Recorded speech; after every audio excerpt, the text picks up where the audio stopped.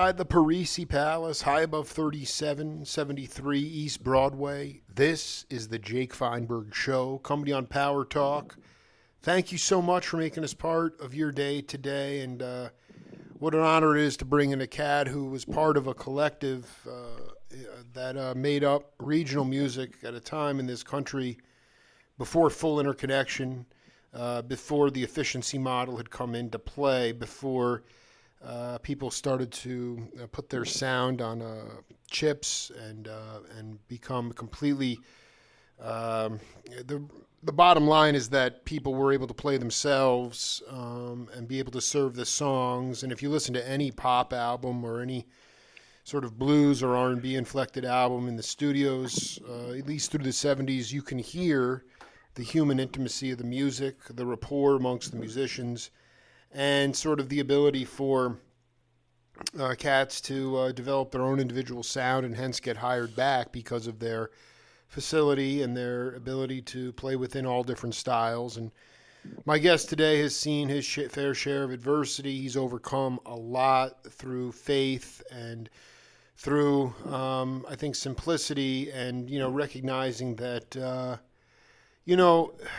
in some ways, he grew up at a time when melodic improvisation or jazz was considered popular music in this country. And but there were absolutely, no doubt about it, things that were setbacks if you decided to fully embrace that community, which was essentially a black subculture through the 70s. My guest was able to find his stride and straddle between the Donald Byrd and Doc Severinsen kind of groove, and then ultimately find his people at the Open Door Mission.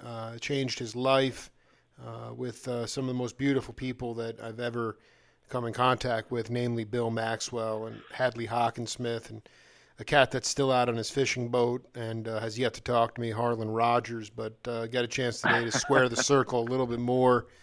Decorated multi-instrumentalist Fletch Wiley, welcome to the Jake Feinberg Show. Hey, thanks, Jack. You just laid it out there in a beautiful fashion of the just sort of the history and what an interesting time we live in now for musicians.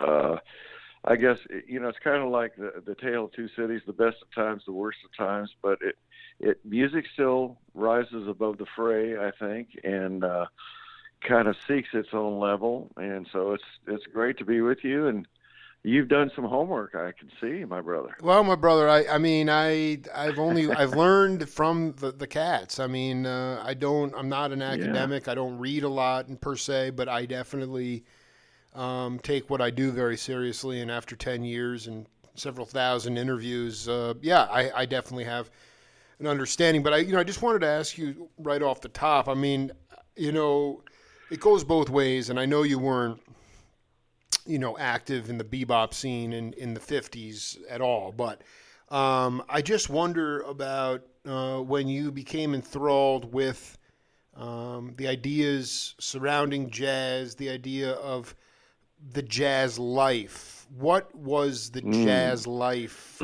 What did that look like for Fletch Wiley when you first started? Why was it so intriguing? And was there a drug component to it? Checked all those boxes. Just for the record, I mean, I've interviewed David Amram, and that dude was playing with the cat, but he was stoned. He was a teetotaler. It went both ways, but I've heard a lot of people say that if you wanted to be in the club, you had to be using in some way. So I just wanted to get your perspective on it. Yeah. Well, I'll give you just a bit of a background. I mean, I grew up in Seattle in the 60s. It was a great place to be for music. There was certainly no racial divide in Seattle. I played with a lot of black guys. The first band I was in, I think I was 14. We did James Brown's tunes, and it was a black singer, and he came out in a choir robe singing James Brown tunes. So, it was a very fun time. There was no idea of getting a record deal on anything. You just grew up wanting to learn, wanting to get better, and doing just a lot of listening. a lot of listening. And I mean, I grew up in the era of sort of the end of the big bands. I mean, the big bands are still going, but it was trickling down with Stan Kenton and all the guys, Buddy Rich, and just the different big bands. And of course, big band was big in North Texas when I went there, but that was later on. And these guys in Seattle were some great players. I mean, in fact, Randy Brecker came to town one summer and just blew everybody away, playing triple time blues. And so there was just a lot to learn. But I knew by the time I was 10, I got my first trumpet, and I knew then I was going to be a musician. I mean, there's something inside of you, that says, I love music. I mean, I played sports. I played football and all baseball and everything, and I love sports, but I just knew I was going to be a musician. And as I progressed, I had a great band director. I mean, we had a big band in junior high, and he was a great jazz alto player and clarinet. And so he encouraged me tremendously. He said, you can do this. And I don't know if that was a good thing or not, but he said, you could be a musician. And so I took that and ran with it. Wow.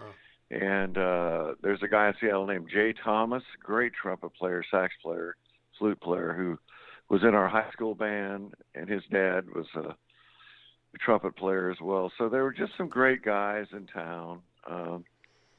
I think Quincy Jones had left by then, but he was there early on in the 40s and 50s, and Jimi Hendrix was there in the early 60s, and then he left. And then these guys kept telling me, you need to go to North Texas to study jazz, which was in the middle of a cow pasture in Denton, Texas. And it was a great place. I went down there in 1965 and, came up through the ranks with guys like Tom Malone, a great trombone player and arranger, and Lou Marini, great sax player, and still, these guys are still great players, and a bunch of other guys. Ed Soap, a great jazz drummer. I've interviewed all those guys. No, I mean, I know Dean Parks. I mean, Blue Lou. Oh, Dean, Bones. yeah. I mean, I've done, but I mean, like going back, like when were you, like there was a cafe there called the Longolin. It was a jazz club like that. Friesen used to. This is like early '70s, but in Seattle, yeah. I interviewed. Yeah, well, Dave Friesen was always there, and in fact, he would bring his Bible in. Yes. And I'm like, and this guy's weird. What in the heck? I'm telling you, man. Okay, so I have an audio. I'm going to send you this audio later. My computer. I was going to play you this. This clip from my interview with him, and I'll read it to you later because I made one of my books. It's so powerful. But he was, here's the thing: the idea of, he talked about going to see Train with Jimmy Garrison, I think, and McCoy in like the mid '60s in Seattle. The line was out the door, and then at a certain point, Jimmy, they had just played like 3 long burning sets, and they were going to play another set, and Jimmy's like, hey, man, I need a break. You want to take my spot? Friesen had just played a set, and he was tired. And Garrison said, do you want to come up and play? And Dave was like, I'm just gassed. I have to take a break. And he regretted that so much because he would have had a chance to play with Train. I just wonder about your first experience actually like seeing these geniuses. I mean, Charles McPherson would talk about Mingus up in Canada getting, dealing with some football players from Canada, and he'd come off the stage and with a plunger, and because they were talking too loud during a ballad, and he'd throw them across the floor. There was a lot of insanity going on, but I'm just wondering about what it was about. And I'm not talking about the Woody Herman big bands. Like the big bands were in and of themselves incredible because they toured, they did hundreds of dates a year, and it was it was a gig. But I mean, like as far as that subculture, when did you first taste that? Well, I know I was in high school, and one of the things about being a jazz musician is you always want to play with people that are better than you. Right. And even if you're lame, they'll let you play in a session. And there was a club that was underneath the Aurora Bridge right over Lake Union, and I don't remember the name of it. It might have been that club, but Dave played there some, and they had a kind of a house band. And these guys were a little bit scary, I think more philosophically than musically, because they were very generous, and I really sucked, but they let me play. Yeah, but someone would come and cut in on you if you were just sucking so bad, you know. So it was kind of it was very competitive, but they would let you play, and if you had the balls to just play, then go ahead, man, you know. And so I did, and it was just a proving ground, sort of what you know and what you don't know, and you got to learn a lot, and these guys would help you. But I want to say it was a little bit scary philosophically, and I don't know why.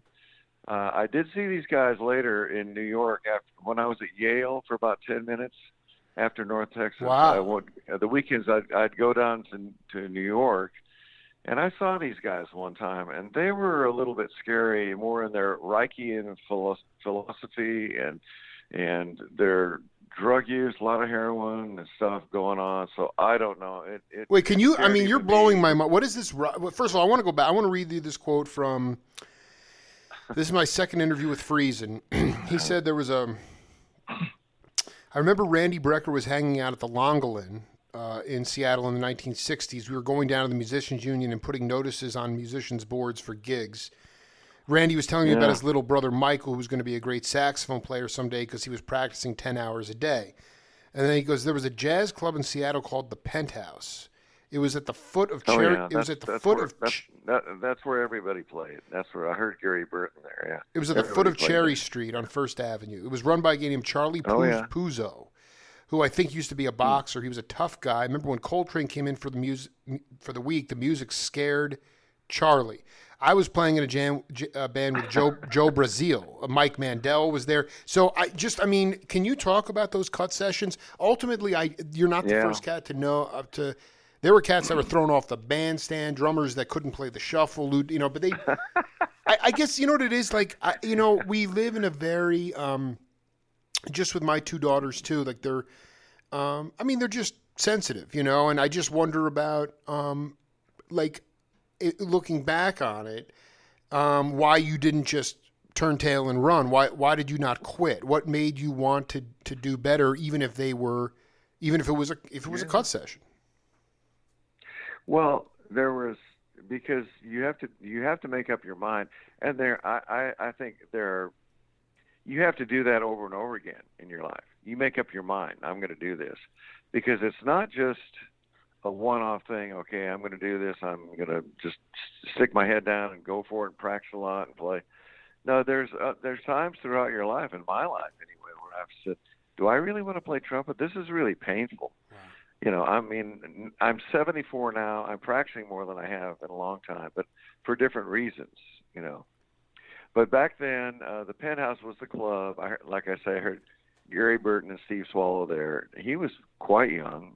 This was probably 63, 64, maybe 65. I was too young to get in there, but I got in somehow. And were they playing with Getz, or they were on their own at that point? No, he was on his own. It was just a trio, I think. I don't know who the drummer was, but I know it was Steve Swallow and Gary Burton. He was there was some voluptuous blonde in the front row that he kept looking up at her, you know, as he played. I just cracked me up, you know. So, but it didn't miss a beat. He was just unbelievable. So that was the club that everybody came when they came to town. They played there, and there was it was funny. There were all these black players.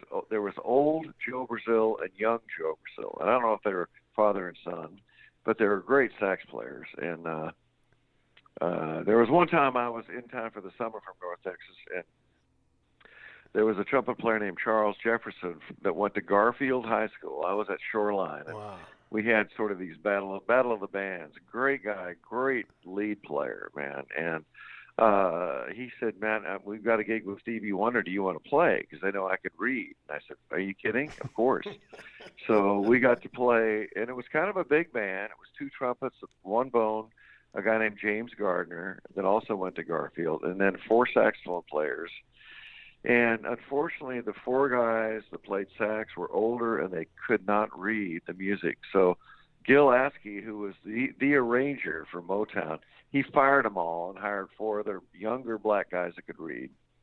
And so he was really pissed about that. But that was another little side story that was kind of fun. We got to do 2 rehearsals with Gil, not with Stevie, but with Gil, and do the gig. So, but yeah, it was a unique time of just learning how to play, and you kind of do it on the fly, and there's some academic aspects of it. When I went to North Texas, it was a great school. I want to state, because I mean, this is really important. Like, I mean, I'm just, Okay. I know you were young, but like, I just really need to ask you truthfully. I mean, North Texas, Dean Parks, I mean, Bones, I mean, there were like, the bands were on fire. Those lab bands that you were probably in, those 1 o'clock bands were ridiculous. The records that came out are burning. That's because you guys were playing 6 nights a week. You guys had gigs like that, I want to ask you. Yeah. I just want to ask you in your most honest way, because there's a lot of people that are handcuffed now. I remember talking to Billy Childs, and he was so honest about the conundrum facing modern melodic improvisation as it relates to the academy, the Berkeleys and the schools, because he's conflicted, because he can be so honest, but then if you transcribe what he says and you put it up online and it starts getting traction, he gets all worried because they're paying his salary during COVID. And my question is, can the language that you loved, that you were here, the Harmon Mute Miles, the Donald Byrds, the Blue Mitchells, all this stuff, the stuff I just continually listen to, can you really codify a language of blues and jazz? I just feel there's a homogenization of sound in our modern era. It's a major crisis. People are much more into conforming than actually being themselves, because that maybe they think that's the only way they're actually going to get in. And I just want to ask you truthfully, because you came up at a time when the academy was not really, the languages were not codified. You can riff on that any way you want. Well, I'm not sure exactly what the question is. The question is, can you learn? As far as can you learn in a school? Can you learn the language of? Can you learn the authentic language of a street music in the 4 walls of the academy? Oh, I think. Well, I want there to be a better trumpet player, and what was happening? Well, Lyle May spent a year in North Texas and just totally changed the department, I think. Really? And how did he do that? Well, just by his writing more than his playing, I think. And that was the thing when I was in the 1 o'clock in 1968, and I think the fall of '69, we had some great writers, and they would write what we'd call moonbag charts, which were just off the wall. Moonbag, I love that line. Well, it was just more existential. I love it. So there was a lot of free-flowing stuff there that was great. That would be outside of what you're calling the academic realm of what we play. We played all of Quincy stuff with Count Basie, and we had the Stan Kenton book, which was great learning. When Dee Barton wrote some charts for us. He wrote 2, this sequel called Man and Woman, in which we premiered at the what was the thing in Seattle that we did in spring of '68? It was the Music Educators Convention at the Opera House in Seattle, and it was packed. And it was the 1 o'clock with Ed Soph and Lou and Tom and jazz trombone player named Bruce Fowler. I've interviewed Bruce. I love these guys. They're all my These are all my people, man. Wiley, now you're part of the brotherhood, man. I love it. And Gary Grant, I don't know if you've Oh, talked to I Gary. haven't gotten to. Dude, I He's need to get that. Dude is the baddest cat ever, yeah. dude. Yeah, I dig him. Yeah. Well, I mean, these were all. So Gary would push us as a trumpet section Yeah. to be very precise and very powerful. But we played. That was an interesting concert because people started to get up and leave when we started to play because it was jazz, and these are music educators who there was such a disdain for jazz. It was really hard to believe. That is And good to then when know. we, That is but then really good to. You're telling me that you started to play Moonbag tunes, and they got up and left. mhm. Well, I think probably they left before we started to play when they heard there was going to be this big band playing from Denton, and because there was tension even in North Texas between the legit folks of opera and classical music and the jazz folks. I don't think I ever felt that. I don't think the professors really felt that. They loved it, but there was some rivalries. But once we started to play, everybody came back and sat down, and they stayed the whole time. We gave it 3 standing ovations or something. It's on there. There is a record of it somewhere, and it's a pretty amazing Wait concert. a minute. I know for You're telling me North Texas Lab Band went to the Opera House in Seattle, and there's a record of this that was pressed. There is. I think I have it. Wow. Whoa. No, I mean, pretty bad. It's pretty bad quality, but so I just I want can to send it to you, explain man. to I me. think I have I it. want the Fletch Wiley, because obviously very.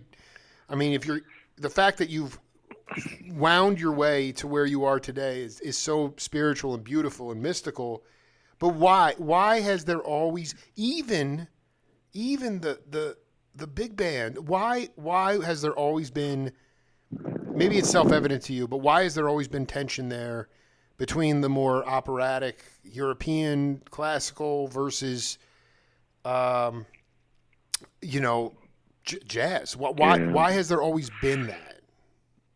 I think there's some jealousy. I think the jazz department got a lot of notoriety because the players were so good, and honestly, the discipline of being a jazz player is so much fun and way more fun than just. I love classical music. I have a degree in trumpet, and I went to the Aspen School of Music one summer, which is put on by Juilliard. Studied with Robert Nagel, and that's why I got into Yale for, like I say, 10 minutes. I was not in a good way spiritually, shall we say. I was taking lots of drugs, so I left there soon after I got there in 1969. But no, the tension is. I think it's professional. I think there's, like I say, there's some jealousy. There's an aspect of legitimacy that they didn't feel like it was a legitimate form of music. That it was barroom. I mean, there is a social aspect of jazz that is hard to take. I mean, the aspect of drugs, the aspect of the looseness, maybe moral looseness of it sometimes, which is not to say that classical music is not. When I went to the Aspen Music Festival, the guys that turned me on to acid were all classical players. Oh So my! there you Hold on, go, wait. I'm sorry. When did you? What festival you got turned on? The Aspen Music Festival is put on by Juilliard. It's a very prestigious music festival. Great teachers. Oh my God! Wait, you're telling me that, and that's in New York or in New Haven? No, that's in Aspen, Colorado. Oh my! Aspen, And so Colorado. so the classical cats were like, "Yo, let's stretch out. Here's some acid." You never even knew what it was. I not until that time. And Oh these were my all God! That's classical so good to players. hear, man. Yeah, yeah. So it was a, it's part of the fabric of the history of music. It's an unfortunate part, drug use, I think, because people say, well, it opened me up to be more uninhibited about my playing in jazz, and then I'd hear myself playing. It was like, well, that really sucked. You were out of tune and just. You were not really in touch. You're I not did, really in man. touch. Yeah. You felt like you were. You felt like you were, but that had no basis in reality. Now, maybe there's some aspect of it help you break you down from. I know there's some classical players that just to this day can't play jazz. They cannot improvise. It's just very, very difficult for them to do, and I understand that. But I think there's an aspect of your spiritual life, and of course, I became a Christian when I was 24 in 1971. And We're not. I do not that want to rush into this. I do completely not want to changed. rush into this. We are going to dissect this heavily. Okay. Here's my point. Okay. They're Okay. afraid. They're We got afraid. time, okay. We do. They're afraid. Those cats are afraid of hitting the wrong note, even though there's no wrong notes, right? I mean, the fact is that drugs can lower that inhibition to let you stretch out, even if you are out of tune. The paralysis of the classical cats to be able to just, I guess that's my maybe when if you could talk to the audience about when the first time that you, or one of the earliest times you can remember playing beyond what you knew, and actually it fell apart, but it turned into the most emboldening experience, because to me, we're so afraid of failure. Those classical cats want to play exactly what's on the page, and they want to play it perfectly. Yeah, well, you have to. I know, but I mean, in the music that I love, I'd rather expression. I'd rather see Fletch Wiley out of tune playing to the stars and going for it. When did you learn to just go for it? Did that happen before North Texas? Oh yeah, it happened probably in junior high school.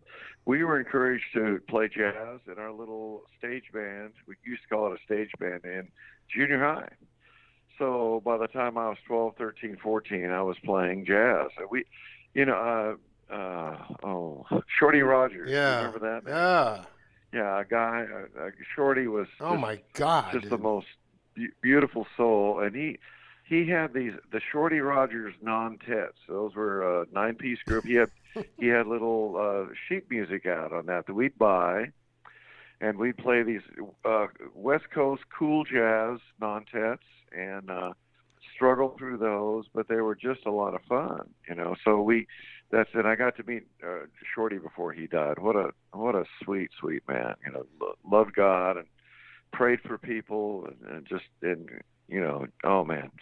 But so yeah, when I was early on, I got into it.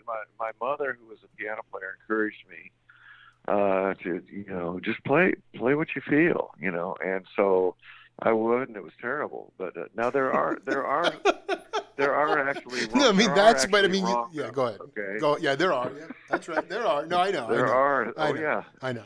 There are some wrong notes out there, but anyway,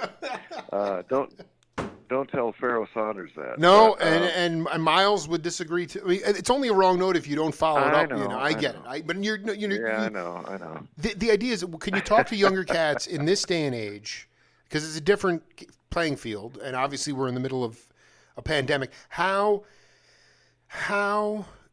What would be your advice to them about learning how to get over the fear of failure? The fear and failure is, I mean, that is an emboldening thing. Is you have to fail in order to grow in some ways. Yeah. And I just want you to talk to cats about, especially as it relates to being on the bandstand and playing beyond what you know and going for it. To me, like all those cats, from Buddy Bolden to Louie, all those guys went through that. Dizzy, and they were geniuses. Fletch Wiley. But what's your advice to younger cats about learning to get over that idea of that imperfection is actually perfection? Well, I think it starts in learning, and I think that there's a progression, and there's a progression of learning the classics in jazz. Mm-hmm. Going back to bebop and before, and then going through that, and then you can pick through fusion music. There's some great stuff. I mean, I could sort of consider Pat Metheny a fusion guy. Sure. Because he plays bits and pieces. If I were to send, back in the day when they had State Department tours to Russia, I would send Pat Metheny as the composite of American jazz and classical put together, because they play thematic music, but they play wonderful improvisational solos, and it's such a he and Chick, they do all that, playing wonderful music. So learn that, listen to it, and learn those, and then today go beyond that and let yourself experiment with some things with funk and the fusion of classical, the fusion of spoken word, all these different things that are out there that you can enable you to create something new. Because I think that's what bebop was new at one time in the 40s and 50s. It was a new form of music. But they took on the music of the swing music that was happening in the 30s and 40s. And then there was a tremendous, with Bird and Dizzy and Miles, there was just a shift there that happened. And it was a major shift. So what is the shift? What is the next shift? But first of all, learn stuff, because it's good. It's fun. It's very challenging. Let me ask you, though. Can I ask you, you said what was the shift? To make the changes, yeah. Do you think that, how responsible are rhythm sections for increasing musical vocabulary? Because the rhythm of bebop is what the rhythms is what you're talking about. In bebop were insane. That's what changed the vocabulary to a degree. Yeah, well, that and the chord progressions and just the overall ethos of that music. And I'm just saying today, if you want to be more than clever, but to do that, you really have to study the masters, study the Miles and John Coltrane and all the guys surrounding them, and James Moody, who was such a technician, but also an incredible soloist. That guy blows my mind on flute and tenor. So there's an academic. That guy was ridiculous, but he also just played circles around everybody around him. His name doesn't get put out there much. I agree with you. He's totally unsung cat, I mean, brilliant. Yeah, just brilliant. And but there's any number of guys, and you could look at guys like Wynton, who, he did a classical period where he played brilliant classical trumpet, and now he's more into his jazz and blues, and going back to Bix Beiderbecke, Satchmo, and before that, So I don't know. I just think that everything's wide open. Don't try to get a record deal. Just try to be a really good player, and then try to find your voice.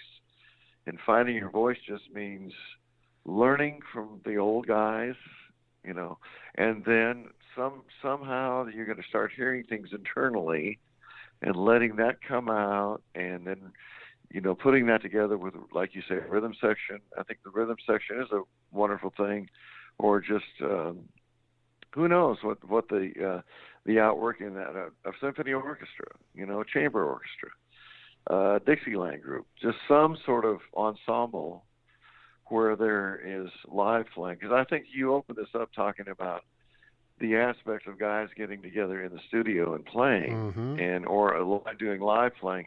And everything, I do a lot of sequencing now using a digital performer to put parts down and then sending them off to a bass player and then to a guitar player and then to a drummer, and I'm the piano player, which that's lame.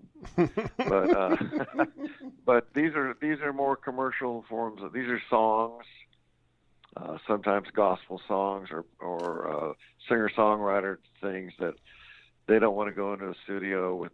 They want to just do it in that fashion, or I'll be the whole orchestra, and do it that way, which is not the best way to go. It's better to take. There was a reason they had a singer-songwriter that gave the song to an arranger, that hired players to come in and to do that song in a studio with the singer live, so they could all do it together and then talk about it. And massage the arrangement and just then make it something greater than just a guy in a bedroom. Exactly, dude. You're and then the other part of it is, well, anyway, so much to get to with Fletch Wiley.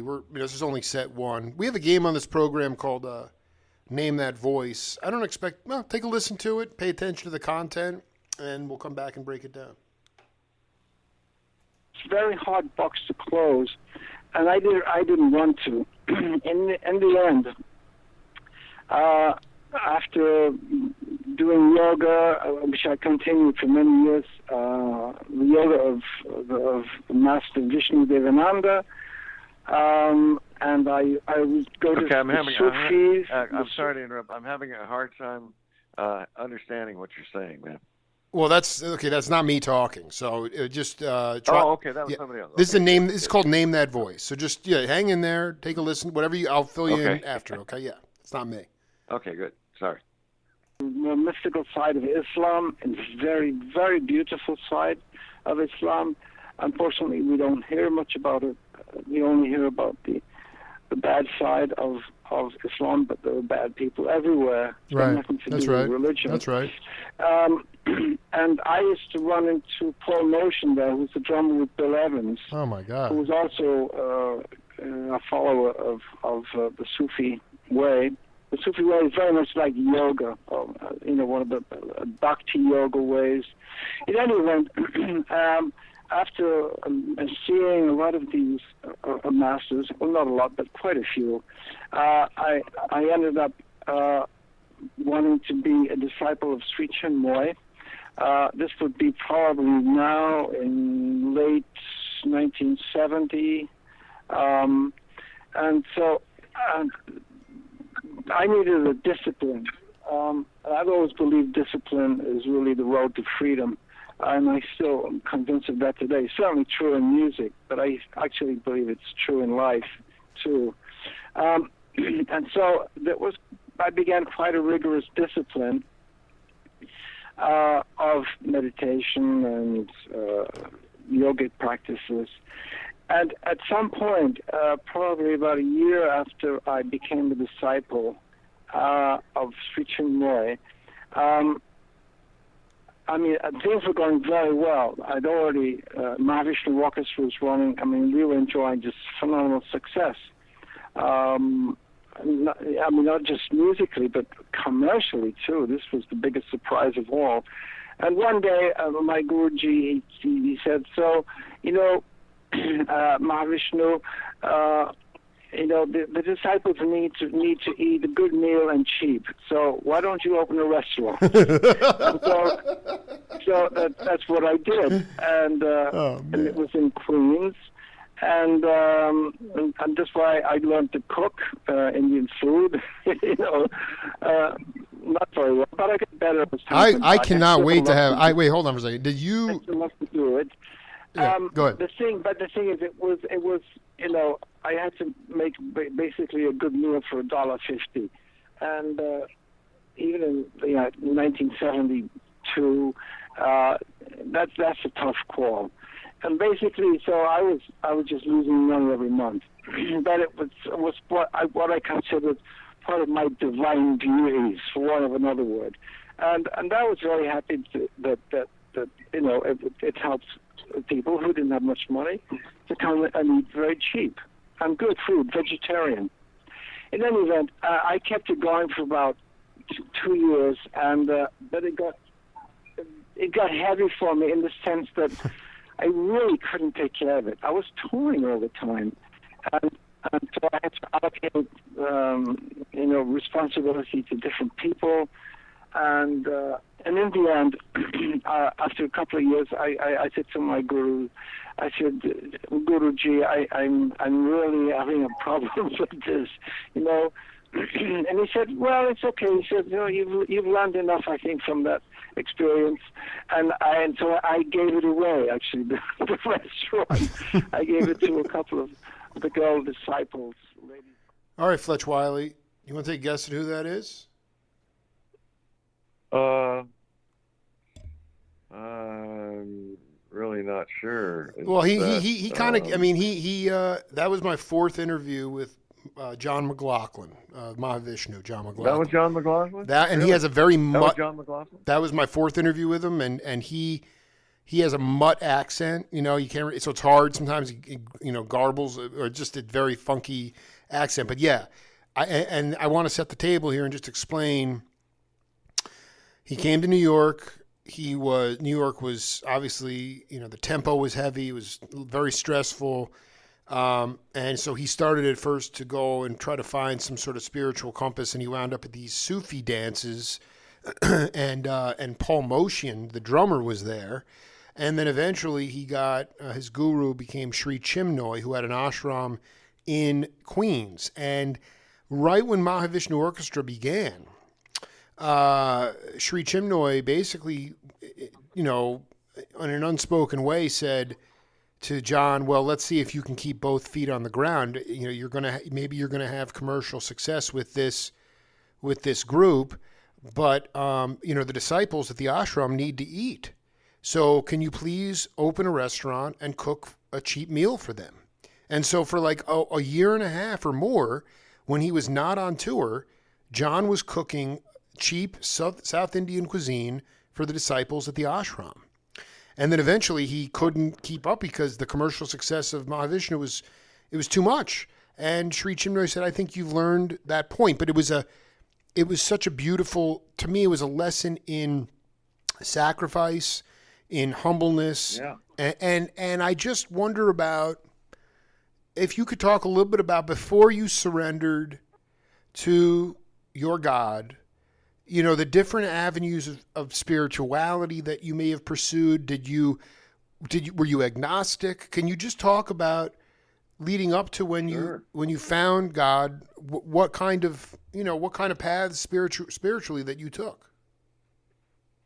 That's a great point. And, I would have never thought that was John McLaughlin because he sounded Indian, actually. Dude, I'm telling you, man, you're like, yo, I can't understand you, Jake. I'm like, no, that's McLaughlin. I'm telling you, his accent is very interesting. Anyway, floor is yours. Yeah, well, the Lord is he takes us as we are, and like I say, I knew I was going to be a musician by the time I was 10. But I went through North Texas, and it was the 60s, and there was lots of drug use and all that. And there's a lot of peer pressure, and I fell into that. And, it was not good. It's not like it was an enlightenment period. I started out being a trumpet player who used drugs, and I was a drug addict who played a little music. And so that really sort of caught my attention. I mean, I married my wife in 1970 when I was 22, and she was 18. And 18 months later, we had a little boy, and I was still just struggling with my life and trying to make it. And I was playing with these guys, Bill Maxwell and Harlan Rogers and Hadley Hawkins Smith. We had a little band called Third Avenue Blues Band. The players were great, and we were trying to write our own stuff. And, we had a horn section and all that stuff, Be the Next Blood, Sweat, and Tears, Chicago, whatever. But there was always a hunger inside of us to say, this is not all there is. Mm-hmm. But I didn't know what it was. Mm. I mean, I messed around with youth groups, Christian youth groups and stuff, but I really thought, the last thing I want to be is a Christian, because then you can't play jazz. They won't let you play jazz in the church, I thought. So, but it's coming up in October to 50 years when I gave my life to Jesus. And I did it kind of kicking and screaming. It was, I knew that I needed something in my life. Well, we were playing a club in Tulsa, and Bill and Harlan were there. And great musicians, but I noticed that at this point, this particular time, there was something different about them. They had changed. They had been like me, just kind of smoking dope all day long and playing music and being very ambivalent about life and being negative. But their lives have changed. They stopped using drugs. And so it caught my attention, and I had to say, man, what's going on here? So they just shared to me what Jesus did in their life, just completely delivered them from drugs and set them free. It was a freedom they had to live outside of that lifestyle, and just still play music, still enjoy their lives, their families, their friends, and enjoy a new life in Christ. And that was real freedom for them. So it definitely caught my attention, and we set up for the gig, and they kind of cheated because they brought this 400-pound Pentecostal preacher drummer with him, and the first thing he said to me is, do you believe that Jesus was born of a virgin and rose from the dead? And I'm like, man, let's talk about that. I was afraid he was going to sit on me or something, Yeah, I'm keep going, man. First of all, I want to be clear about something. I mean, wait, hold on. I just want to know that for the record, I was under the impression that nobody really received. Nobody really received. Jimmy Hill was the guy's name, right? Yeah, Jimmy and Bobby Hill, they were both. But Jimmy was the 400-pound pastors preacher. of the Yeah. church. So I mean, I was under the impression that No, this No. is another. This is another guy named Bill Lee. He was from up there. Oh, wow. You know, we were. Yeah. Yeah, they're from Oklahoma City, but this is a different guy they brought with them for reinforcements. I am loving this, dude. So I just want to be clear though. Third Avenue Blues Band was cooking the groove, but I thought that nobody really. I guess there had to be some. Maybe it was Hadley, but I didn't know that Harlan and Bill had received the Lord's, had become converted or whatever the right word is before the Open Door Mission. But you're saying it was before the Open Door Mission. Well, I think that maybe had started, but we didn't know anything about it. And it was definitely before we went there. They were not going there at that time, I think. But I mean, this was all happening fast. Right. So anyway, so we started to set up, and they kept telling me, this is a Jesus unlike anything you've heard about. I'm like, no kidding. It's just about the God that loves you, that gave his life for you, that loves you right where you are. You don't have to change. In fact, you can't change, and you don't have the power to change. But God will change you, and you'll want to change. You'll want to be like him. Right. So don't even try. And so I'm listening to all this stuff and trying to put two and two together and figure this out. And so we started playing that night. And the reason we used to like to go to Tulsa was Leon Russell's band was there, and they grew all their own marijuana, and it was great, So we in North Tulsa, North Tulsa, that's so great, dude. They would all come there into the club, and we would go get high on breaks. Well, they never showed up, so these guys are like, man, why don't you come out to the car and just read the Bible with us? And I'm like, what? I don't want to do that, man. Okay, I'll do that. So this was sort of starting to sink in, and the Lord was just ministering love to me and the compassion that he had for me, because I knew I was a mess. I was lying to my wife about buying drugs and other things, and I knew there's a thing in the Bible called the conviction of the Holy Spirit. And it's not condemnation. God never condemns us for our lives, but he will convict us so that he can lead us away from that path of sin that just robs us from knowing God, and loving one another and really receiving love. And there was a time in my life before I knew Christ that I told my wife, I really don't know how to love you. And that freaked her out, of course, but it was true. I was trying to be honest and just, but so anyway, so I'm like trying to wrestle with all these things that are happening.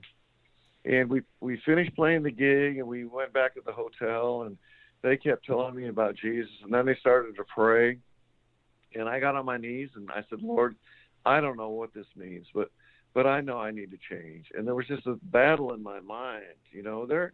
There's a real person called the devil. Okay, I'll just lay that out there. You might not believe it and think it's a joke, but there's an adversary to God that doesn't want you to come to Jesus.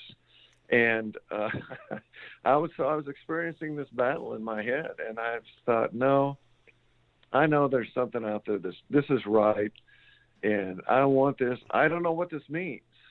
And there might be people listening to us today, and I don't know what this means, but I need something too. So I just encourage you just to ask God. He's right there next to you, and he wants you to experience his joy that he has for you. So you can ask him to come in to cleanse you, to say, help me, God, I need you. I don't even know what I need, and this is what happened to us.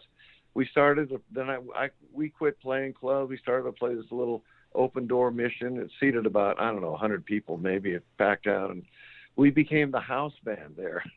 Dude, I'm telling you, I mean, I've chronicled this so much with Bill and Hadley. It's one of it. I've done hundreds of hours of interviews. I've published 4 books. Wow. I don't think I've heard a better story than the open door mission.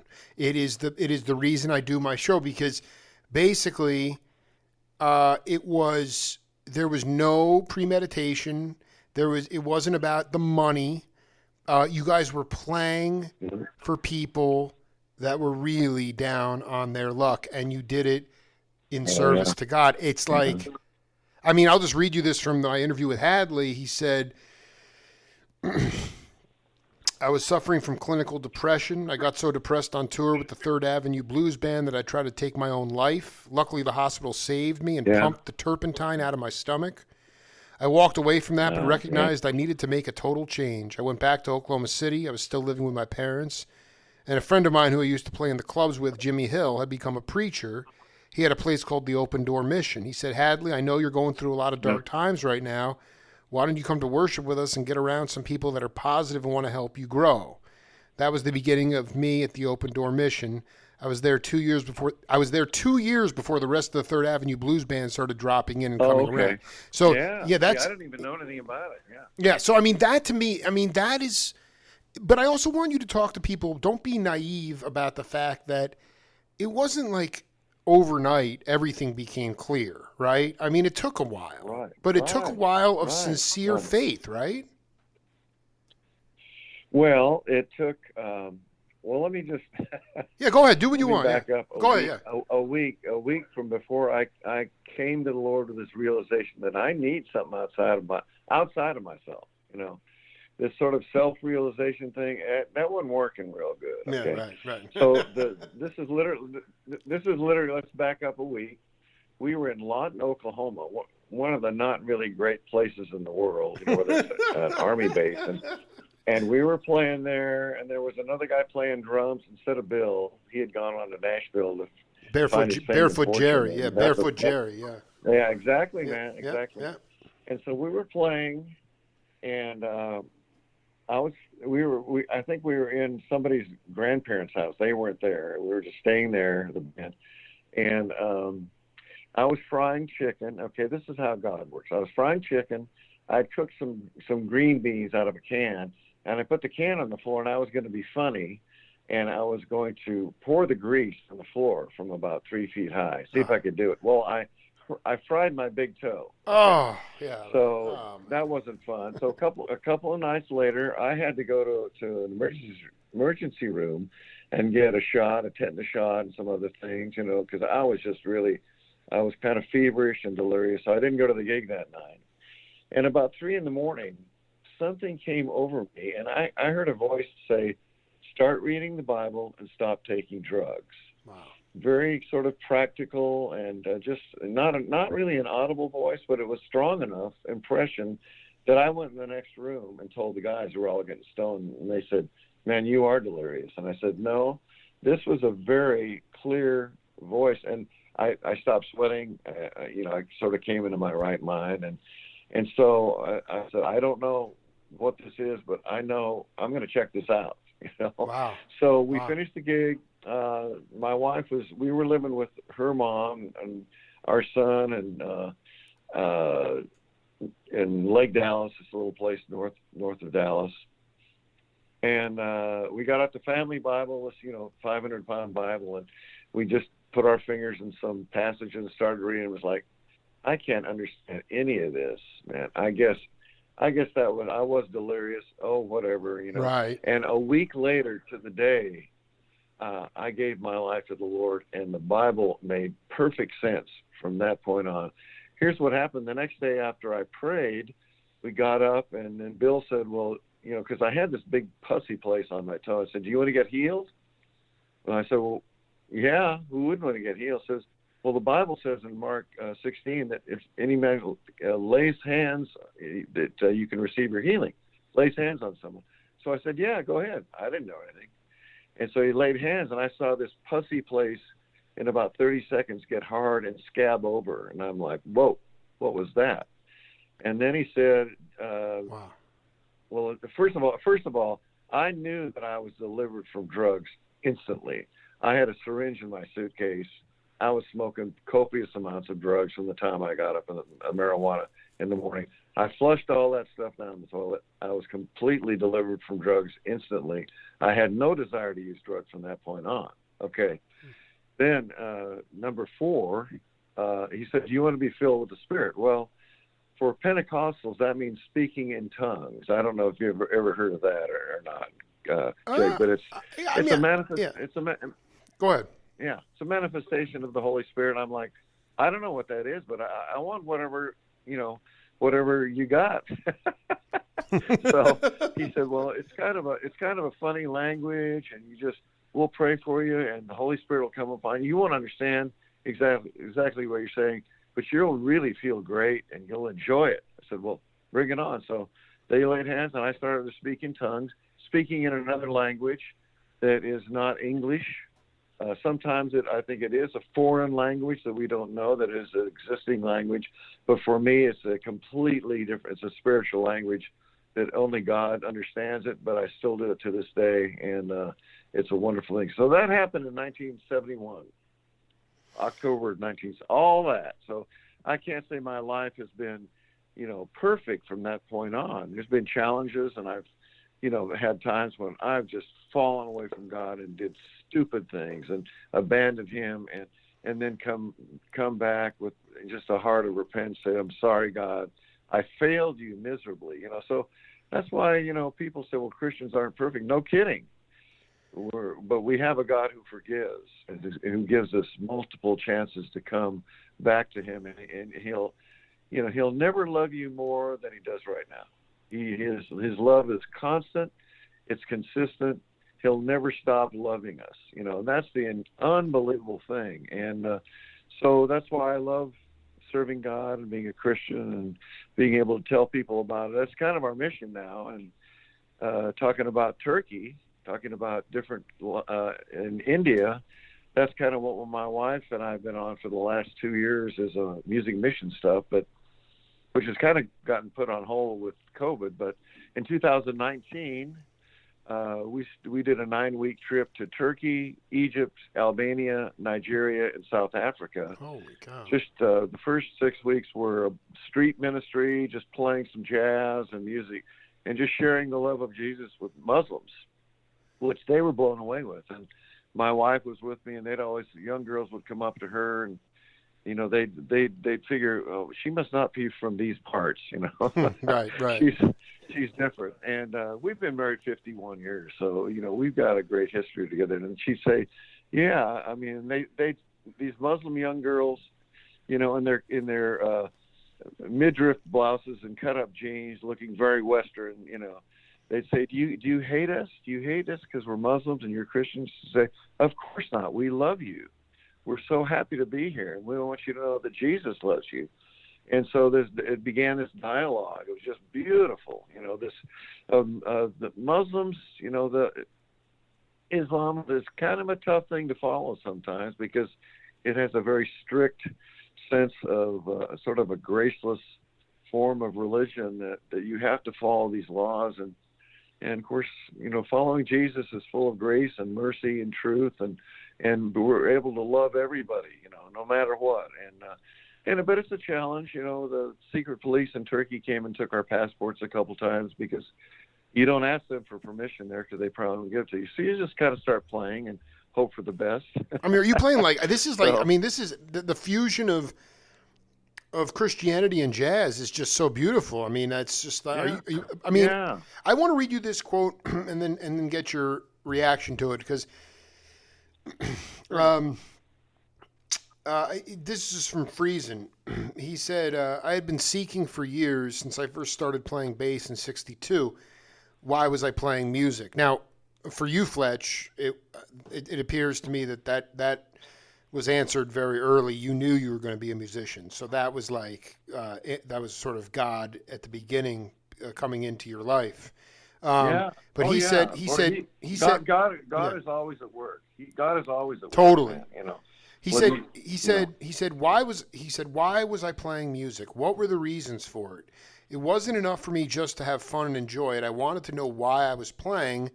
What prefaced that was, is there a God that created us all? I started reading different books and talking to people to find out if there was if there really was a God. Now this is the part I want you to talk about, because with Maxwell, Hadley, yourself, I love talking to you guys, but I love talking to you about this stuff because of the opposite of this is what I'm about to say. He said, I became confused by humanity's opinions. I became confused by the vanity and egos and intellectualism. We puff ourselves up and make ourselves important in life. And I just wanted you to talk to people out there about leading a life, a solemn life of faith, but like avoiding the vanity of, you've said some things that are very declarative about God, always working, always at work, willing to forgive. But I just feel a lot of people get turned off when man's view of God comes into play. Like they know, like they really don't. I mean, isn't that part of what it's about, is surrendering to the fact that we don't know, and that the idea or the pomposity I mean, here's the point. I'm a Taoist. I received the Tao like 10 years ago. It's not a religion, it's a way of life. It changed my life, and I can't even explain how it happened, but it did. Yeah. But I just feel like it's really disingenuous for a rabbi or a priest or an imam to get up in front of a congregation and say that they are a conduit for information coming through them from God. I feel everybody has God within them. And I just wanted you to talk about how you've avoided vanity in believing that somehow man understands I just feel like it's everybody's own personal journey, and that offends some people because they believe that their monotheistic religion is superior in some way. I feel like that's where a lot of stuff goes awry, and I wanted to know how you've avoided that over time. How do you know I've avoided it? I don't know. Maybe not. When I talk to Maxwell, when I hear him talk about his Christian philosophy, I'm like, if that was the majority, then we'd be in really good shape. It's not dogmatic. It's like service. It's very humble. And somewhere along the line, it got into this whole thing about, conformity and dogma and guilt and shame and judgment and mega churches and groupthink. And it's like, no, that's not what it's about, at least from my point of view. And I know that I appreciate you saying that you've strayed, but I also feel like, you've come back to it, and now it's like this is probably the most avant-garde thing I've ever heard of you guys going into relatively dangerous parts of the Middle East and trying to fuse jazz and spirituality. It's one of the coolest things I've ever heard in my life. Well, yeah, I mean, there's a passage in the Bible, Proverbs 13:10 says, "Knowledge puffs up, but love edifies." And if anyone thinks that he knows anything, he knows nothing yet as he ought to know. But if anyone loves God, this one is known by him. Now that's from the book of Proverbs, and so that's something that is there's so much wisdom in the Bible, and I'm just I think that we walk in another place in 1 Corinthians 13 talks about looking through a glass darkly. And that's kind of the chapter on love, that love never fails, and God is love. And how we wrestle with this because here we are. I'm a Christian musician. I make money doing records for other Christians, and I make money playing in churches, and I make money, putting my stamp on people's records, playing trumpet, flugelhorn, and flute from my little bedroom studio and stuff. So you're sort of constantly, you don't want to say how great I am, but at the same time you have to say, okay, I can do this. And so there's that tension. You're living in that world of the already and the not yet, and so you have the Lord he gives you these gifts to be used by him, and he freely gives them to you. So there are times in the last year and a half of COVID where I've done a lot of freebies for people. And, sometimes I've gotten paid, and that's good because I need to get paid. But a lot of times it's like, It's just these guys need it. I love them. I love what Sure. they're doing. I love it. You can have it's free. So it's so knowledge tends to puff us up, and we try to toot our own horn so that we don't get lost in the fray. And yet, really, God is our boss. He makes a way for us when there is no way. Talks about making a way in the desert. When there's nothing, there's no water there. Everything we get from Him. I live in the desert. I know. I've been at those perilous. You do. Dude. I mean, I'm telling you, man, it is so. But I don't. Yeah, I have a much wider view of the pantheon of the God. I feel like. Anyway, I just what it is like. Yeah. I do understand. I take it very seriously, and I also try to be as. I just don't want to be vain about it. I don't want to pretend. There's just, and I feel like there's this cloak of insecurity that people wrap themselves in to make them feel more secure, and their knowledge but they don't. There's a mystical, a magical component to it. I mean, you were saved. You would have been roadkill. Yeah. I mean, you would have been dead. You would have been. You would not have made it, man. And then the whole thing is, you could spend all this time saying, well, why did I deserve it? Like, why? But no, it's your path. And then it's a matter of saying, how can I continue to think for myself, inspire people to feel the presence of God, and then also do stuff that incorporates creativity, singularity, uniqueness, and cutting above the morass. I mean, the point is you're doing stuff on records. You have these abilities with the wind instruments to be unique. I mean, that to me is the definition of success. It's not about how much money you make. It's how can you be singular amidst what everybody else that is doing what you're doing is trying to do. And that's the key to it. And like you said, when there's no water, then this oasis appears. But it's also, anyway, I have another Name That Voice for you because you just, and I want you, I think you may get this one. So just take a listen to it and we'll come back. Okay. Well, love to me is what makes everything go around. I think that love created the universe. I think that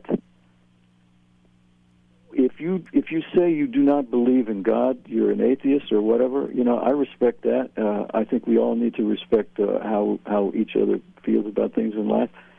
But for you to say that you don't believe in God, and if you have a little daughter or a little son, and you look in their eyes, you can't tell me that you don't believe in love. Mm-hmm.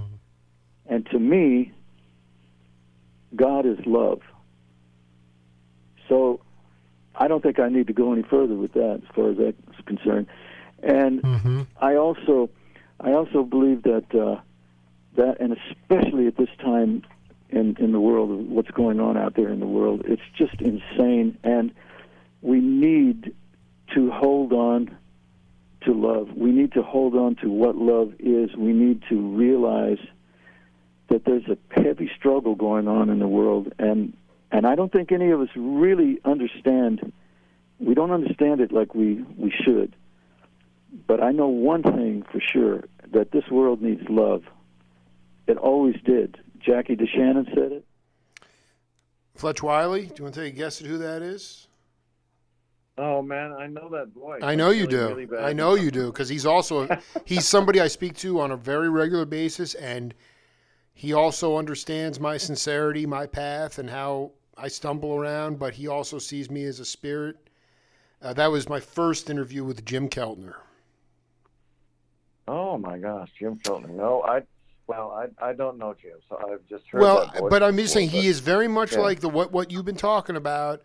He's had these demarcation points in his life where he could have lost everything, and God has come in. But I wanted you to just talk to the audience about, to me, you guys are, and I'm so humbled to be chronicling it, but, let's face it, your careers got catapulted when Andre Crouch walked into the, open door mission. And Oh, very much. and Oh, so, can you yeah. talk about that experience, what Keltner was talking about, but how that relates to this sort of insecure path towards enlightenment and belief in God based on when Andre walked into the open door? Yeah, very much. Andre was a very generous soul. He was, if you've heard his music, you understand that he had a gift from God, Right, and right. as a writer, a singer, and a pastor, his songs were just amazing. When you went to an Andre Crouch and the Disciples concert, you heard the gospel for start to finish, and you heard the love of God. And he had a way of disarming crowds, especially white crowds. Can you give an example? Can you give an example?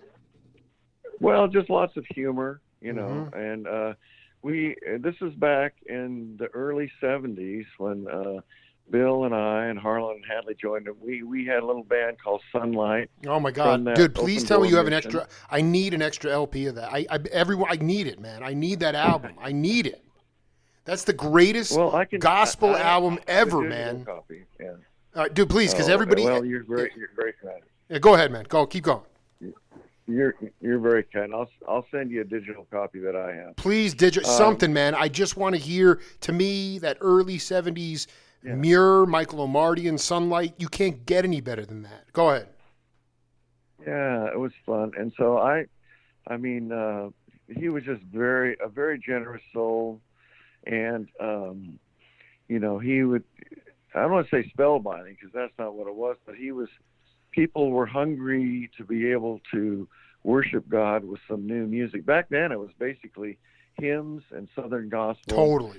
And then the whole Jesus music thing started in late 60s, early 70s. Larry Norman and Love Song and guys like that, and second chapter of Acts. And so it was a very new thing. I don't think anybody knew what they were doing.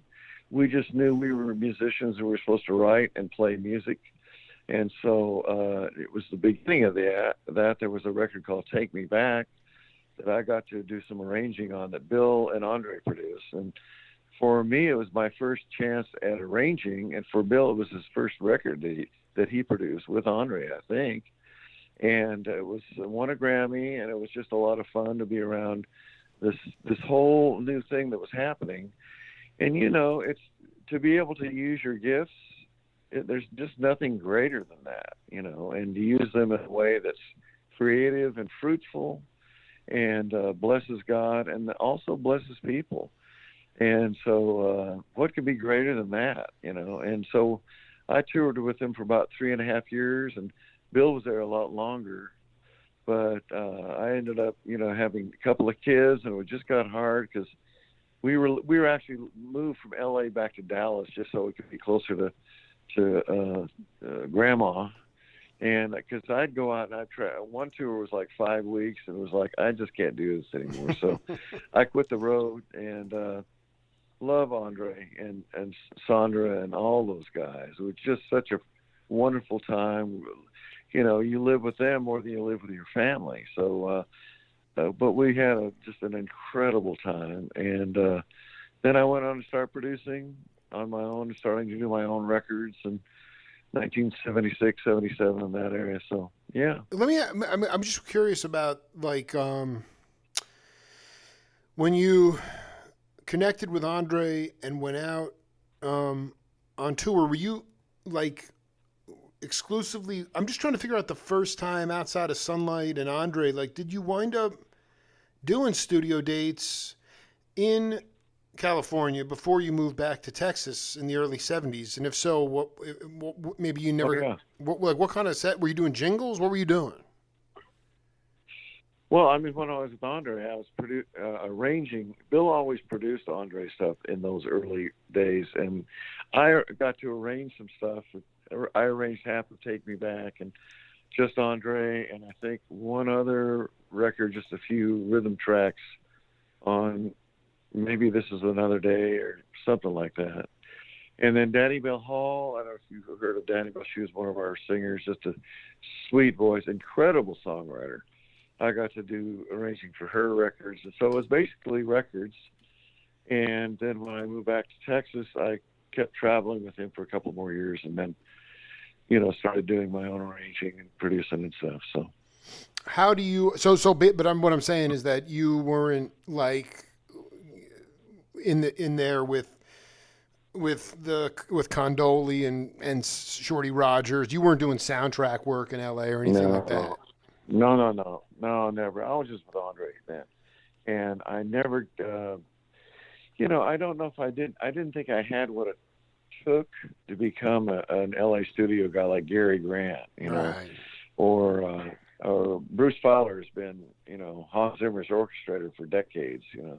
I didn't have any confidence in myself in that capacity. I've kind of seat of the pants arranger, and I've done okay. And producer, I've done okay doing through the years. Done a bunch of kids records that have been Grammy nominated. Yeah. When was the first one? When was the first cool. one? I think I've seen a bunch of those, but I didn't. When the Bullfrog one? When did you? Was the first one of those? It's actually a record called. It was before that, called Music Machine. It sold about 1.5 million units, and it was a children's record, a listening record, and they went on. I produced about 20 records for them, and a lot of Grammy nominations and no Grammy awards, but somehow Sparrow Records was able to garner nominations for a bunch of those records, and so it was a lot of fun doing those records. And that's when I really cut my teeth on arranging for orchestra, small chamber orchestras, and producing those, and so kind of went on from there to do other artist projects, but just small label stuff and custom record stuff, and then my own jazz records. So yeah, it's beautiful. I just wanted you to talk honestly to my generation and younger, because I mean, clearly, it's being a musician has never been easy, but now and you're actually a good example of somebody who's been very industrious on their own. But there is no studio scene anymore. Intellectual property rights are, few and, very minuscule in terms of people getting downloads for songs and then getting some sort of equivalent reimbursement or some royalties. It just doesn't happen. And the only way that like musicians can actually make a living as a professional musician is by road dogging it and then selling merchandise at the gigs, because the gigs don't even pay that much. And now, since the pandemic, the one industry that is basically completely stopped is live domestic touring. And I just wonder, what is your word of encouragement for people that it's getting listen, we all know musicians are a different kind of breed. A lot of them are very eccentric and genius, but if somebody took the microphone away from me or took away my yogic practice like this for 18 months, I'd be in a really bad psychic space. And I know you've been doing a lot of stuff in isolation and doing records for people, but I'm just asking you, for the guys that are, south of 50 years old, that have barely been able to get by and have done so because of the merch tables and the road dogging, what's your advice to them about staying mentally strong? Yeah, well, this is a different era. There was the golden age of recording, sure, in the 70s and 80s, where guys like Dean Parks were doing triple sessions 6 days a week, exactly, for triple scale. Exactly, yeah, that's right. Don't you could tell charge them I said that. Gadsden. No, Gadsden, dude. All those guys, man. Gadsden, triple scale. They all charge after a while. They're like, you want me? I'm charging triple scale. Yeah, but that was insane. Well, it was happening every week. Yeah, the labels were printing money back then, right, because there was just this huge desire for music, and so they were able to capitalize on that. And God bless the players. And there are still sessions going on in Nashville. I just did a record earlier this year with a full rhythm section in Nashville. So there are some guys that are doing okay. I'm not sure about LA or New York, but Nashville is still making music, and a few guys are doing okay, but it is a challenge. I would just encourage musicians. It is a do-it-yourself kind of thing now, where if you're industrious, you have to be industrious. You have to, not only write the songs and record them and learn how to be somewhat of an engineer on your own system. It's cheap enough now to do that. I mean, the studios back then literally were $1 million studios, and there were lots of them, So, but now it's up to you to at least make demos, high quality demos, which you can do at home, but you have to learn how to do that. You might need to take a few classes here or there. I know junior colleges, community colleges, a lot of them have really great recording programs where you can learn there how to do record production. And fairly quickly, I'd say in 2 semesters, you can learn the tools, at least, to with a computer and an audio interface and a microphone and a pair of decent speakers to make records. That's the first step. And of course, we know the next step, marketing and promotion and putting your records out there on all the streaming platforms, iTunes, Amazon, Rhapsody, Spotify, Pandora, and then marketing yourself. Now, I would say this, it's not easy, and there's a reason that they used to have people who made records and people who marketed records and people who did radio airplay. Exactly. TV, and they made all those people made a good living, taking a slice out of your production. But we were all happy to have that because it meant that you could focus on the music. Right, and it was easier to do that, and then and have tour managers and road managers and buses and clubs and booking agents and all that.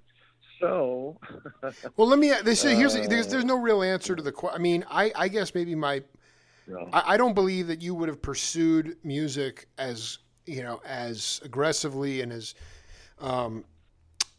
you did it if you were.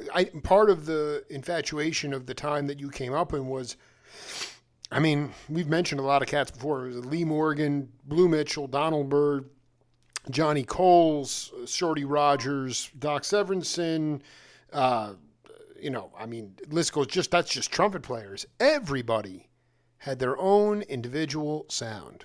I don't care if it was a drummer's. Yeah. I mean, everybody.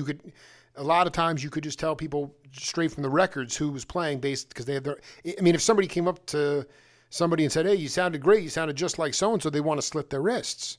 And now there's this. Right. I can't tell who anybody is. There's a homogenization of sound. So because you know what, unique individuality doesn't sell in this new paradigm, and so but see, that's the magic of jazz, and that's the magic of music, is finding your own individual sound. So that was my other question: is, aside from trying to figure out how to sing for your supper, is did you ever get to a point in your career when you stopped listening to other? I know a lot of great jazzers who just would stop listening to records because it wasn't forcing them, but they were comping people as opposed to what they were hearing in their head. Mm-hmm. And I just wonder when you got to a point when you were like, if you ever actually stopped the input.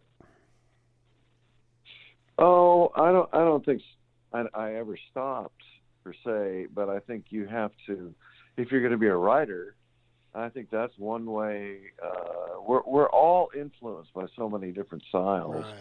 Classical, jazz, blues, folk, everything. And those are just beautiful influences, and they're very valid. And so we do borrow or steal. As Pablo Picasso said, a great artist steals, a bad artist borrows.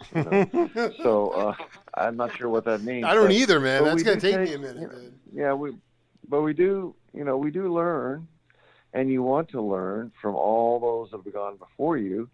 I mean, Clifford Brown is probably my favorite trumpet player of all time, because he was not only a great trumpet player, but he made the changes like nobody's business, and he was unique in that sense, So I encourage players to, at some point, stop listening and start sort of developing your own sound.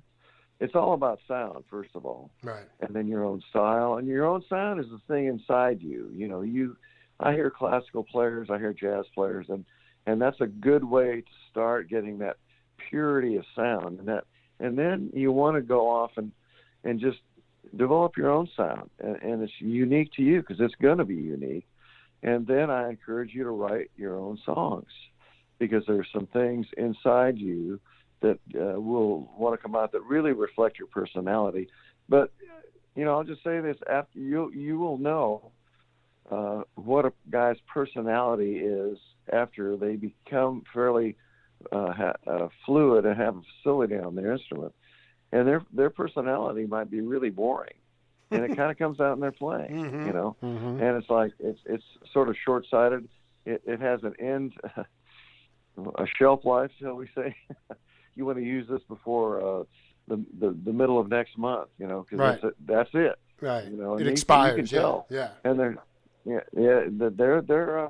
their personality your personality will come out in your playing. So keep learning, keep reading, keep studying, keep praying, keep drawing close to God, because God is a creative being. He can't help being creative. Right.